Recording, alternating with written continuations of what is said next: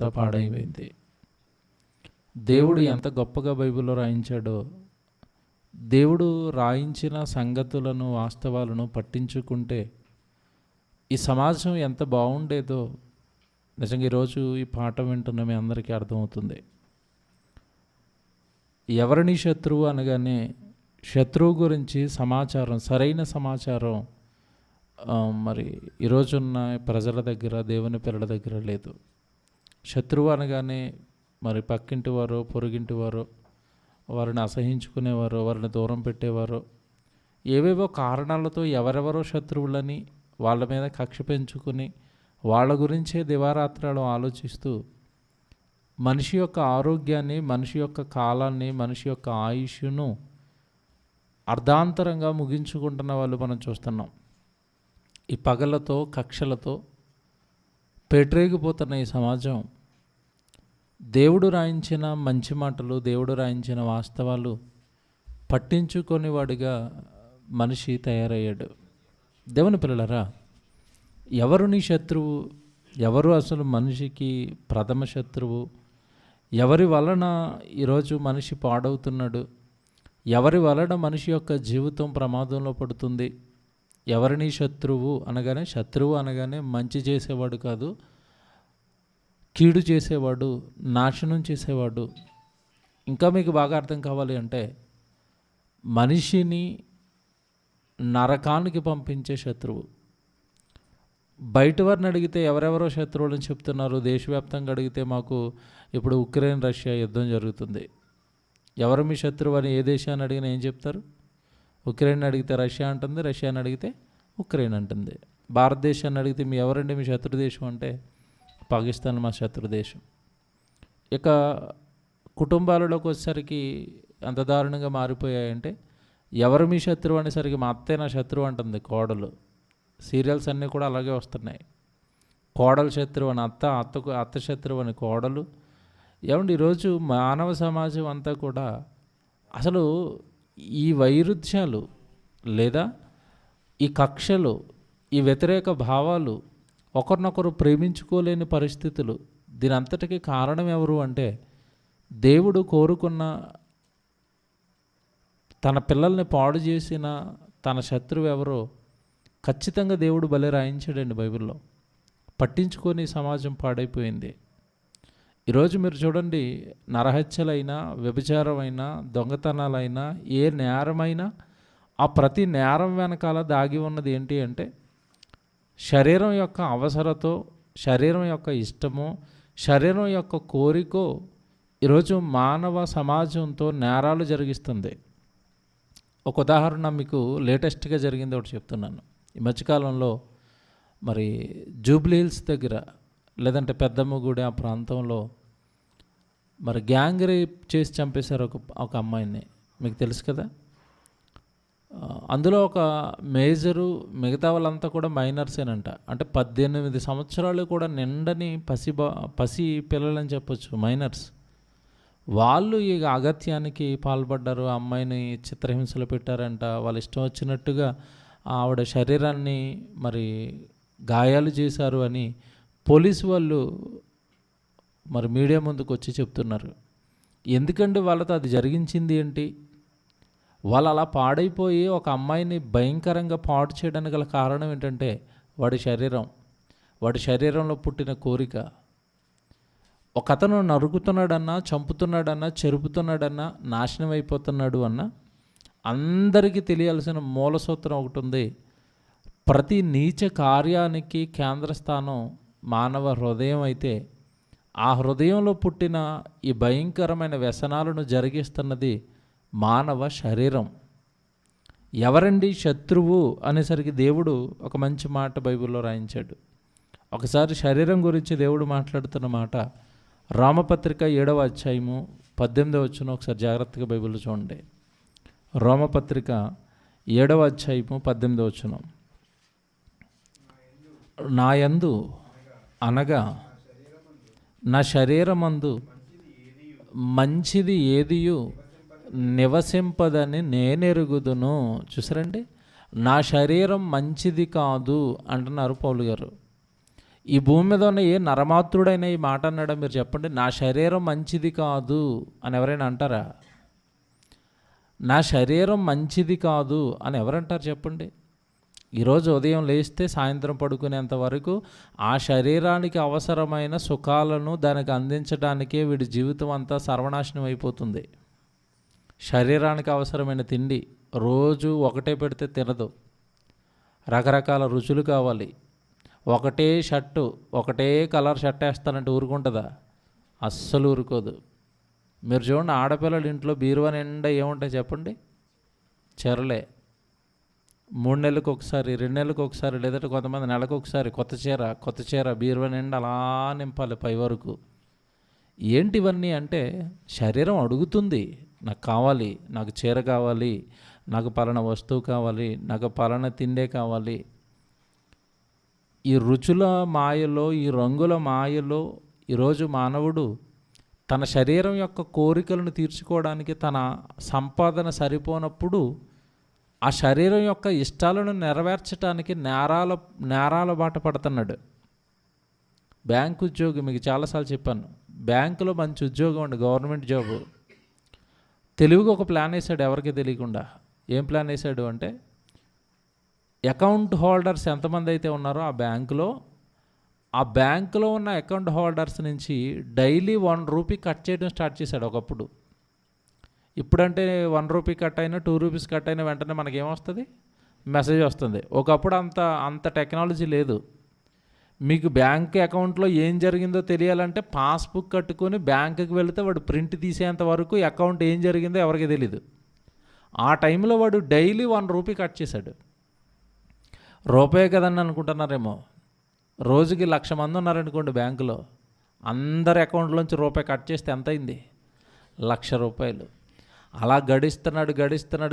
ఒక రోజు దొరికిపోయాడు, జైల్లో వేశారు. ఎందుకురా నువ్వు ఈ పని చేసావంటే, నా శాలరీ నాకు సరిపోవటం లేదు అన్నట్టు. అంటే ఈరోజు జరుగుతున్న ప్రతి నేరం వెనక ఏముంది చెప్పండి? వీడి శాలరీతో వీడు తగ్గట్టుగా వీడు బ్రతకొచ్చు, కానీ వీడు పైన మేనేజర్ ఎలా బ్రతుకుతున్నాడు చూశాడు. కారు ఉంది, బిల్డింగ్ ఉంది, నాకు కావాలి అంటే నా జీతం సరిపోదు కనుక ఇప్పుడు షార్ట్కట్లో నేను ఏదో ఒకటి చేసి నా శరీరం యొక్క కోరికలను నేను తీర్చాలి. అంటే ఇప్పుడు మీరు బాగా ఆలోచించండి, మానవ జీవితాలను నాశనం చేస్తున్న ప్రథమ శత్రువు ఎవరు అంటే వాడు ధరించుకున్న శరీరమే వాడికి ప్రధాన శత్రువు. అందుకే పౌలు గారు ఇది గమనించారు. ఈరోజు నరసమాజం ఎలాగో పట్టించుకో దేవుడి మాటలను గమనించిన పౌలు గారు ఇక్కడ ఏమంటున్నారు చూడండి, నా యందు అనగా నా శరీరమందు మంచిది ఏదియో నివసింపదని నేను ఎరుగుదును, మేలైనది చేయవలనని కోరిక నాకు కలుగుచున్నది కానీ దానిని చేయుటకు నాకు కలుగటలేదు. నేను చేయగోరు మేలు చేయగోరని కీడు చేయుచున్నాను. బాగా అండర్లైన్ చేసుకోండి.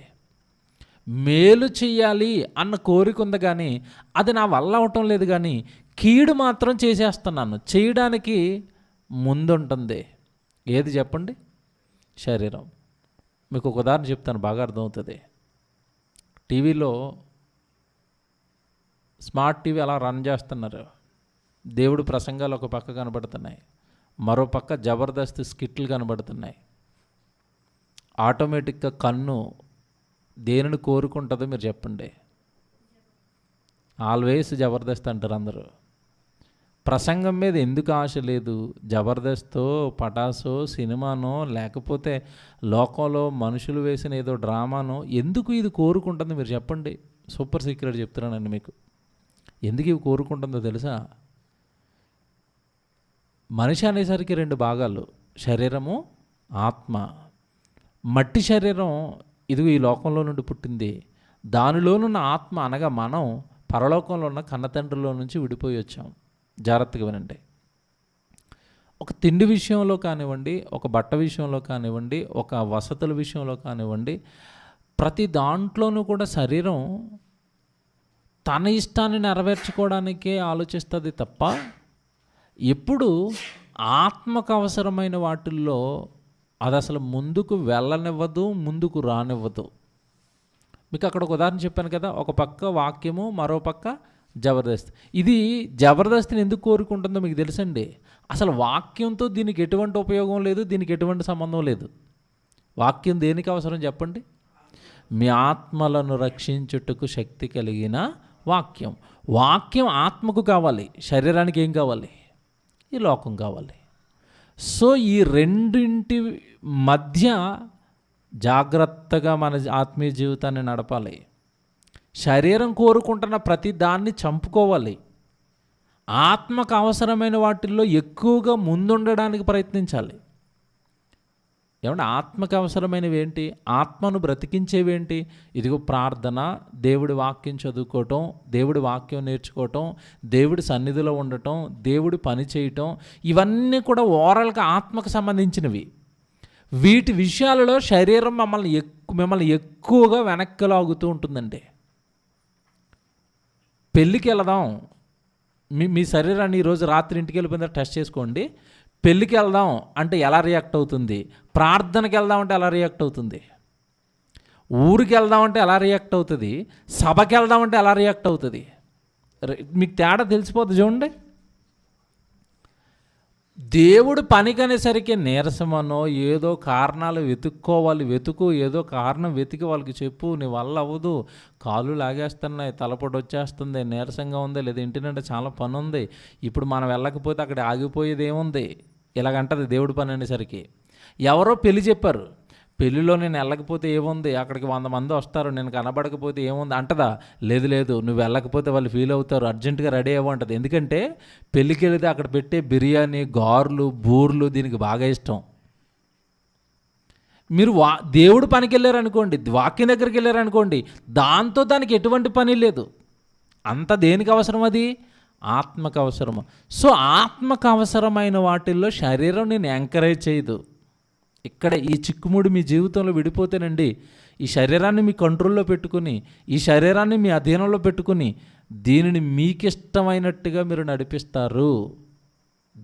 దీన్ని మీ అండర్లో పెట్టుకోవాలి. మీరు ఏది చెబితే అది చెయ్యాలా, అది చెప్పింది మీరు చేయకూడదు. అది నడవమన్నట్టుగా మీరు నడవకూడదు. అది ఏవేవో అడుగుతూ ఉంటుంది, అవి అడిగినవన్నీ మీరు ఇవ్వకూడదు. నేను ఇవ్వను అనాలి. ఆ కంట్రోల్ ఎప్పుడైతే శరీరం పైన మనిషి తెచ్చుకోడో, మనిషి ఆత్మీయంగాను నాశనం అవుతాడు, మనిషి ఈ లోకపరంగాను నాశనం అవుతాడండి. శరీరం పైన ఎప్పుడైతే కంట్రోల్ లేదో ఈ రెండింటి విషయంలో అతను నాశనం అయిపోతాడు. తండ్రి గారు జయశైలి గారు మీరు చూడండి, ఇప్పటికైనా 60 సంవత్సరాల చిల్లరలో ఉండి కూడా వాయిస్ అలాగ వస్తుంది, చక్కగా ఆరోగ్యంగా ఉన్నాడు అంటే ఆ శరీరాన్ని కంట్రోల్లో పెట్టుకున్నాడు ఆయన. ఏది పడితే తినడు, ఏది పడితే అది త్రాగడు, లిమిట్లో తన ఆహారాన్ని పెట్టుకుని ఆ శరీరాన్ని భద్రంగా కాపాడుకుంటున్నాడు. కారణం ఏంటంటే నా శరీరం దేవుడికి ఉపయోగపడాలి అంటే ఈ శరీరం పైన నేను పట్టు సంపాదించాడు ఆయన. బైబిల్లో ఉన్న మనం చాలామంది భక్తులను చూస్తున్నప్పుడు అండి, వాళ్ళ శరీరాలను వాళ్ళ అదుపులో ఉంచుకుంటారు. యోసేపు చక్కటి తన శరీర సుఖాన్ని తీర్చుకోవడానికి అక్కడ పోతిఫర్ భార్య అవకాశం ఇస్తున్నా లేదు, ఇది పరలోకంలో ఉన్న దేవుడి దృష్టికి ఇది నేరం అంటున్నాడు ఒక యవనస్తుడు అవకాశం వస్తుంటే తప్పు చేయడానికి. అంటే భక్తుల శరీరాలు అన్నీ కూడా వారి అధీనంలో ఉన్నాయి. శరీరాన్ని వాళ్ళు అదుపులో పెట్టుకున్నారు. కారణం ఏంటంటే మన మొదటి శత్రువు, ప్రధాన శత్రువు ఎవరో కాదు, లోకంలో ఎవరెవరో కాదు, వాడి శరీరమే వాడికి శత్రువు. మీరు లోకంలో మంచి సామెత వింటారండి, కోపం గురించి చెప్తారండి, తన కోపమే తన శత్రువు. ఇది మీకు అర్థమైంది కదా? అంటే నీ కోపమే నిన్ను నాశనం చేస్తుందని చెప్పారు. కోపం వలన నష్టాలు ఏంటి? బీపీ పెరిగిపోతుంది, ఊరకనే కోపపడితే చుట్టుపక్కలకి ఎవడో రాడు, అమ్మో వాడా పెద్ద కోపిస్టండని ఎవడో దగ్గరికి రావటమే మానేస్తాడు. అంటే మన కోపం మనకు ఎలా మారిపోతుంది? శత్రువుగా మారిపోతుంది, మనకి నష్టాన్ని కలగజేస్తుంది అన్నారు. దేవుడు కోపం ఒకటే శత్రువు అని లోకం చెబితే నీకు ఇంకా చాలామంది శత్రువులు ఉన్నారు, ఈ శత్రువులు అందరూ కూడా నీ శరీరం వల్లనే తయారవుతారు అని చెప్పాడు. ఏంటి? ఈర్ష్య, ద్వేషము, అసూయ, మత్తతలు, అల్లరితో కూడిన ఆటపాటలు, ఇదంతా కూడా జరిగిస్తున్నది నీ శరీరం కనుక, వీటి వలన కూడా నువ్వు నాశనం అవుతావు కనుక, వీటన్నిటికీ కేంద్ర స్థానం నీ శరీరమే కనుక నీ ప్రధాన శత్రువు ఎవరో కాదు, నీ శరీరమే. యేసుప్రభు చెప్పిన మాట మనందరికీ తెలుసు, ఆత్మయే జీవింపజేయుచున్నది, శరీరము కేవలము నిష్ప్రయోజనం అయిపోతుందని దానికి తెలిసి 60-70 సంవత్సరాల తర్వాత ఈ మట్టిలో కలిసిపోతుందని తనకి తెలిసి తనకివ్వబడిన ఈ 60-70 సంవత్సరాల ఈ జీవితాన్ని తన ఇష్టాలు నెరవేర్చుకోవడానికి ఆత్మనైన మనల్ని శుభ్రంగా వాడుకొని విడిచిపెడుతుంది. అది 60-70 సంవత్సరాల తర్వాత మరణం అనేసరికి ఏంటి చెప్పండి? మరణం అనేసరికి ఏంటి? ఈ రెండు విడిపోవటమే మరణం. ఏంటి? శరీరము ఆత్మ విడిపోతాయి. శరీరాన్ని ఏం చేస్తారు? శుభ్రంగా పౌడర్లు రాసి స్నానం చేయించి కొత్త బట్టలు వేసి, ఏమంటే చచ్చిపోయేటప్పుడు కొత్త బట్టలు, చచ్చిపోయేటప్పుడు సెంటులు, చచ్చిపోయేటప్పుడు పౌడర్లు, ఇవన్నీ వేసి ముస్తాబు చేసి పెట్టులో పెట్టి మేకులు వేసేసి పెట్టేశారు. ఎక్కడ? సమాధుల తోటలో. ఇది హాయిగా పడుకుందండి పెట్టులో కొత్త బట్టలు వేసుకుని. ఆత్మ బయటకు వచ్చింది, అనగా మనం బయటకు వచ్చాం. మనం బయటకు వచ్చేసరికి ఏంటి, నేను బయటకు వచ్చేసాను, ఏది నా శరీరం, దానికి ఎక్స్పైరీ డేట్ అయిపోయింది, పడుకుంది. అది హాయిగా పడుకుంటుంది. అది ఇప్పుడు ఇరుకులో పడేది, ఇబ్బందులో పడేది, నాశనంలో పడేది ఎవరు చెప్పండి? ఆత్మ. అంటే మనకి ప్రమాదం ఉంది, మనం శుభ్రంగా వాడుకుంటుంది అది శరీరం. ఏమండి, ఈరోజు మనిషి కనిపెడుతున్న వస్తువులన్నీ దేనికి కనిపెడుతున్నాడు చెప్పండి? ఒకప్పుడు ఏసీ లేదు, ఒకప్పుడు ఫ్యానే గగనం. ఫ్యాన్ కూడా ఎవరింట్లో ఉండేదంటే బాగా డబ్బులు ఉన్న వాళ్ళ ఇంట్లో ఫ్యాన్ ఉండేది. ఆ ఫ్యాన్లు ఎలాగుంటాయి మీకు తెలిసింది కదా, ఎంతలా ఉండి బండ ఫ్యాన్లు, టేబుల్ ఫ్యాన్లు, అక్కడి నుంచి సీలింగ్ ఫ్యాన్లు వచ్చి, అక్కడి నుంచి కూలర్లు వచ్చి, అక్కడి నుంచి ఏసీలు వచ్చి, ఈరోజు మనిషి ఎలా మారిపోయాడంటే ఇంట్లో ఏసీ కాదు, చివరికి ఏసీ కారులో కూడా ఏసీ వచ్చేసింది. అంటే ప్రయాణంలో కూడా కాస్త వేడొస్తే తట్టుకోలేని పరిస్థితికి మానవ దేహం తయారైపోయింది.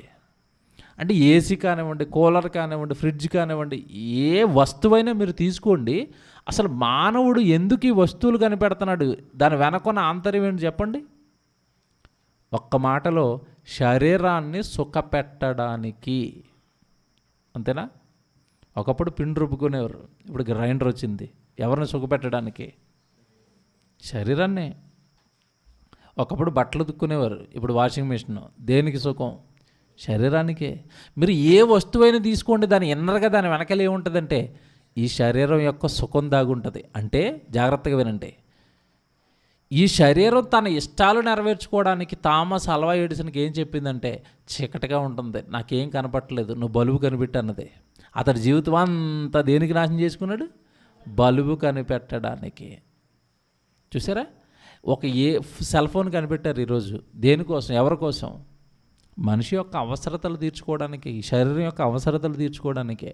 కనుక మీరు బైబిల్ ప్రకారం ఏది ఆలోచించినా ఇన్నర్గా మీకు దాగున్న రహస్యం ఏంటంటే, ఏ వస్తువు ఏ వ్యక్తి కనిపెడుతున్నా దాని వెనకున్న అసలు విషయం ఈ శరీరం యొక్క సుఖం.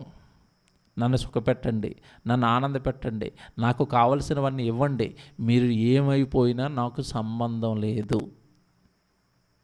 ఇది శరీరం యొక్క భయంకరమైన పరిస్థితి.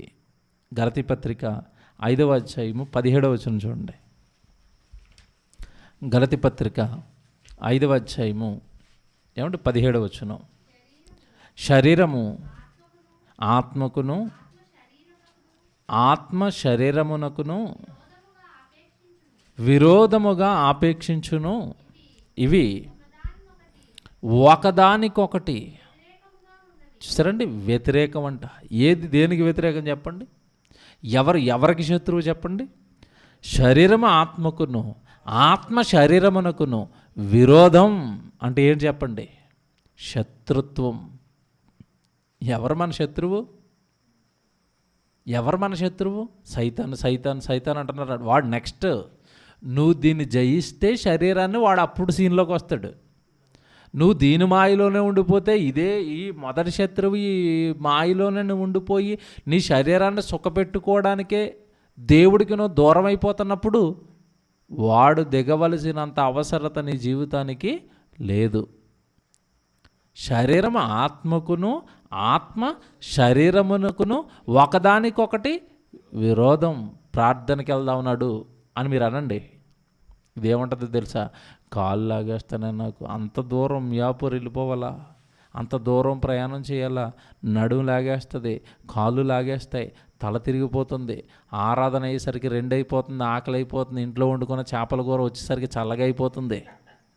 ఇవన్నీ చెప్పేది ఎవరు చెప్పండి? బాగా ఆలోచించుకోండి. మీరు ఇవన్నీ ఎవరు చెప్తున్నారు? మీకు తెలీదండి. మన శరీరం మనతో మాట్లాడుతుంది తెలుసా? ఎలా మాట్లాడుతుంది అంటే ఇలాగే మాట్లాడుతుంది. చేపల కూర చల్లగా అయిపోతే తింటే బాగోదు, ఈరోజు ఆరాధనకి డుమ్మ కొట్టేయి, శుభ్రంగా తినేసి పడుకో ఫ్యాన్ వేసుకుని. ఎవరు చెప్తున్నారు ఇవన్నీ? శరీరం. అదే చెప్తున్నాడు ఇక్కడ పౌలు గారు. ఇందాక అన్నారు చూశారు, మేలైనది చేయవలనని నాకు కలుగుచున్నది కానీ దానిని చేయటం నా వల్ల అవ్వట్లేదు. ప్రార్థనకి వెళ్ళిపోవాలి, సువార్తకి వెళ్ళిపోవాలని ఉంది కానీ శరీరం నా వల్ల కాదు, నేను రానంటుంది. చూసారా? అంటే ఈ చిన్న టెక్నిక్ అండి ఈరోజు ఈ సమాజం తెలుసుకొని ఉంటే, ఏమంటే ఒక లంచగొండికి ఎందుకు మారిపోయాడంటే శరీరం సుఖాలు తీర్చడానికే. ఒకడు ఏ నేరమైనా ఇన్నర్గా దాని వెనకాల ఉన్నదని శరీరం అంటే.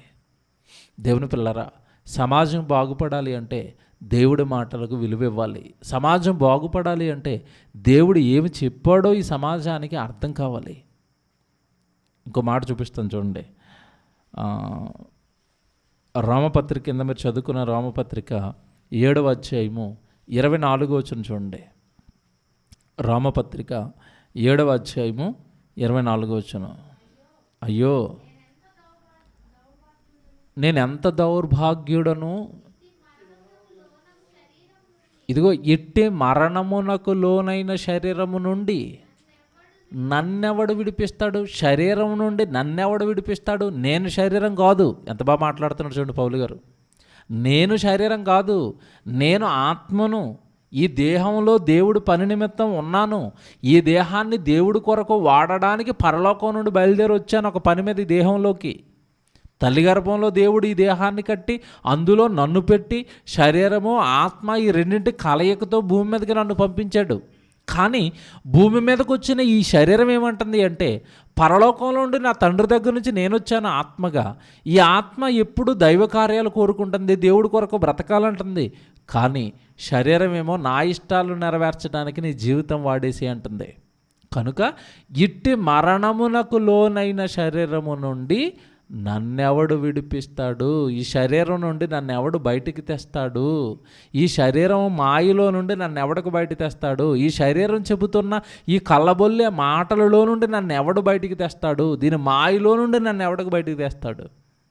దేవుని పిల్లరా, భూమి మీద ఉన్న ఏ మనుష్యుడు పాపం చేస్తున్నాడు అన్న ఆ పాపం వెనకున్న ప్రధాన శత్రువు ఎవరో తెలుసండి? శరీరమే. శరీరం యొక్క ఇష్టాలు నెరవేర్చుకోవడానికే. బైబిల్లో ఏసావు మీకు కనపడతాడండి, యాకోబు అన్న.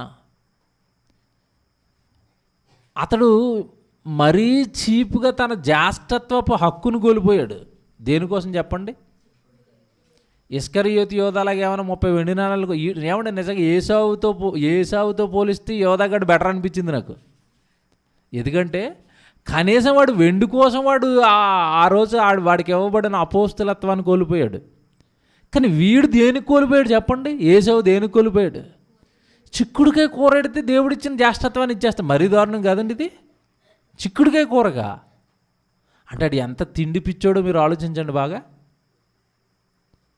దేవుడు బైబిల్లో ఈ చరిత్రలన్నీ మన ముందు పెట్టింది ఎందుకంటే, అదిగో వాడు నా శరీరం అలా మాయ చేసింది. ఇదిగో ఇస్కరియోతు యోధాగాడిని 30 వెండి నాణాలు మాయ చేసేసాయి, నాశనం చేసేసాయి. మీ శరీరమే మీ శత్రువు, అదే మిమ్మల్ని నాశనం చేస్తుంది. అదే మిమ్మల్ని ఈ భయంకరమైన నిత్యాగ్ని దండనకు మీ శరీరాలను అలాగే మీ ఆత్మలను సిద్ధం చేస్తుంది. అది ఏమండి, ఈ శరీరం గురించి దేవుడు మాట్లాడుతున్న ఇంకో మాట చూపిస్తాను. యోహాను గారు రాసిన మొదటి పత్రిక 2వ అధ్యాయము 16వ వచనం చూడండి. యోహాను గారు రాసిన మొదటి పత్రిక 2వ అధ్యాయము 16వ వచనం చూడండి. ఈ లోకములో ఉన్నదంతయు అనగా శరీరాశయు, నేత్రాశయు, జీవపు డంబమును తండ్రి వలన పుట్టినవి కావు. చూసారా, ఇవి లోక సంబంధమైనవి. శరీరానికి ఆశ పుట్టించిందంట. శరీరానికి ఆశ పుట్టిందంట, నేత్రానికి ఆశ పుట్టిందంట. శరీరాశ, నేత్రాశ, జీవపు డంభం. అంటే అర్థం ఏంటి? ఉన్నదానికంటే ఏదో నేను గొప్పవాడిగా ఈ సమాజానికి చూపించుకునే తత్వం, డంభం. ఇలాగ ఇవన్నీ కూడా మనిషిని నాశనం చేశాయి. ఇవి తండ్రి వలన పుట్టినవి కావు అన్నాడు. చూడండి, అక్కడ జాగ్రత్తగా మీరు ఆలోచించారు లేదో. ఇవి దేవుడు వలన పుట్టినవి కావు అంటే అర్థం ఏంటి? శరీరాన్ని ఇచ్చింది ఎవరు మరి? దేవుడే. దేవుడు ఇచ్చాడు. దేవుడిచ్చిన ఈ శరీరానికి నేత్రాశ లేదు. పుట్టిన పిల్లోడికి నేత్రాశ ఉందా? పుట్టగానే తల్లిపాలు తాగుతూ, నా తల్లిపాలు తాగుతానని నాకు సరిపోవట్లేదు, ఆ పాలు తాగేస్తాను, వాళ్ళని నాశనం చేసేస్తాను, వీళ్ళని నాశనం చేసేస్తాను అంటాడు ఆ చిన్నపిల్లోడు. లేదండి, వాడికి నేత్రాశ లేదు. ఇంకా విచిత్రం ఏంటంటే కాస్త దూరంలో ఉన్నవాడు కూడా వాడికి కనపడ్డు. నేత్రాశ లేదు, శరీర ఆశ లేదు, జీవపు డంబం. ఏమైనా కాళ్ళు ఎగరేస్తారా చిన్నపిల్లలు? ఎగరేరండి. ఇవేవి లేవు వాళ్ళలో. ఇవి తండ్రి వలన పుట్టినవి కాదు. ఈ లోకాన్ని చూసి మనిషి తనకున్న శరీరపు కోరికలతో మనిషి పుట్టించుకున్నవండి ఇవన్నీ. మరి ఎలాగండి దీని నుంచి బయటపడటం? శరీరాన్ని అదుపులో పెట్టుకోవటం ఎలాగండి అంటే, మీరు 7వ అధ్యాయం చదివారు రోమపత్రిక. 8వ అధ్యాయం చదివితే 8వ అధ్యాయంలో చాలా జాగ్రత్తగా ఒక సీక్రెట్ చెప్పాడు దేవుడు. ఈ శరీరాన్ని ఎలా కంట్రోల్లో పెట్టుకోవాలో, ఈ శరీరాన్ని ఎలా అదుపులో పెట్టుకోవాలో ఒక మాట చెప్తాడు. 8వ అధ్యాయం 5వ వచనం, 6వ వచనం, అలాగే 12, మీరు అలా కింద చదువుకుంటూ వెళ్ళిపోతే 8వ అధ్యాయం అంతా మంచి మాటలు ఉంటాయి. 5వ వచనం చదువుదాం. రోమపత్రిక 8వ అధ్యాయం 5వ వచనం. శరీరానుసారులు శరీర విషయముల మీద మనసుంతురు, ఆత్మానుసారులు ఆత్మ విషయముల మీద మనసుంతురు. శరీరానుసారమైన మనసు మరణము అంటే అర్థం ఏంటి? ఇందాక పౌలు గారు చెప్తున్నది అదే.